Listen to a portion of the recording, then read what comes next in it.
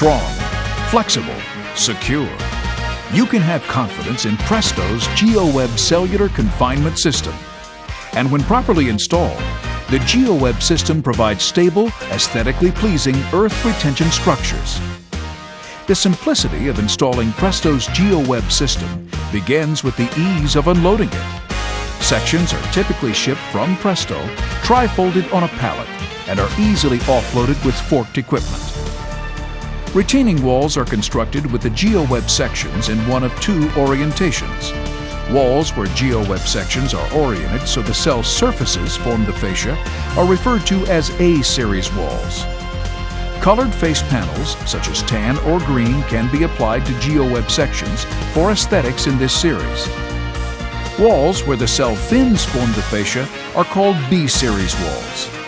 B-series sections allow greater flexibility when making curves.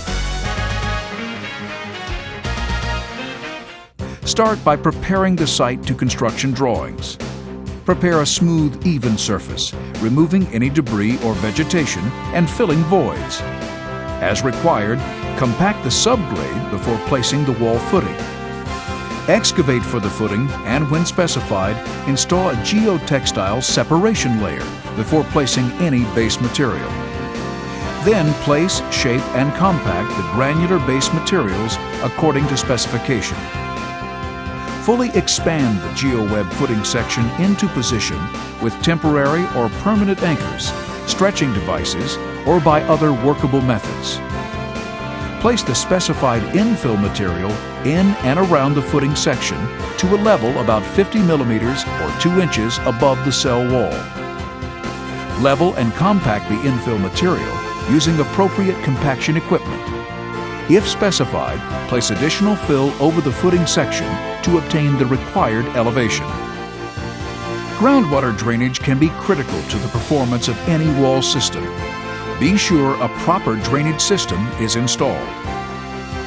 When expanding wall sections, use tools specifically dimensioned for each section size to hold the expanded GeoWeb section in shape prior to infilling. Use stretcher frames when wall faces are straight or have little curvature. Expand the GeoWeb section so the end cells are hooked over the frame pins. Next, invert the frame and position the section in place or next to an adjacent section. Use stretcher bars when the wall face curvature is more pronounced. Place the bar's front pin in the front cell and expand so the back pin is in the back cell of the same row. A stretcher bar should be placed in every row of cells. Once sections are in position, staple adjoining sections together. When curves are a part of the wall design, adjust the GeoWeb section to give the required curvature. When a specific angular deflection occurs, use tapered GeoWeb sections. Several methods work well for creating both inside and outside corners. One method to form inside corners is overlapping. Overlap two GeoWeb sections to create the desired angle. One section may need to be partially collapsed when the angles are greater than 90 degrees. The most common method used to form outside corners is wedge removal. Remove a wedge of material from the GeoWeb section equal to the angle of deflection. Be sure not to cut the fascia panel. Then join the two cut edges and staple them together to form the modified section.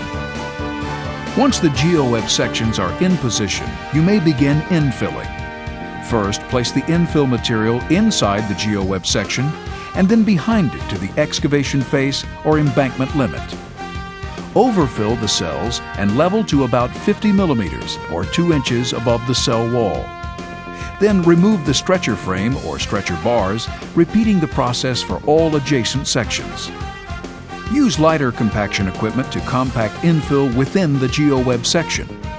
Then compact backfill materials directly behind the wall sections to specification. Heavy compaction equipment can be used to compact backfill materials to within 1 meter or 3 feet of the wall sections. Monitor the front face cell alignment between the compacted layer and layer beneath to determine if movement is occurring. If there is movement, compaction equipment may be too close or applying too much compactive pressure. After each level is compacted, remove excess materials so the tops of the GeoWeb cells are visible. When positioning subsequent layers, two alignments are important. First, maintain proper side-to-side cell alignment to prevent infill loss. Second, maintain the proper setback according to design. When the retaining wall is a geosynthetic reinforced structure, install the specified woven geotextile or geogrid between the GeoWeb layers at the specified elevations. Position the geosynthetic reinforcement so the leading edge is 100 to 150 millimeters or 4 to 6 inches from the front cells and extends horizontally into the compacted backfill area. Place and infill the next GeoWeb layer. Tension the reinforcement by pulling it back from the infilled wall sections. Finally, place backfill over the reinforcement and compact it.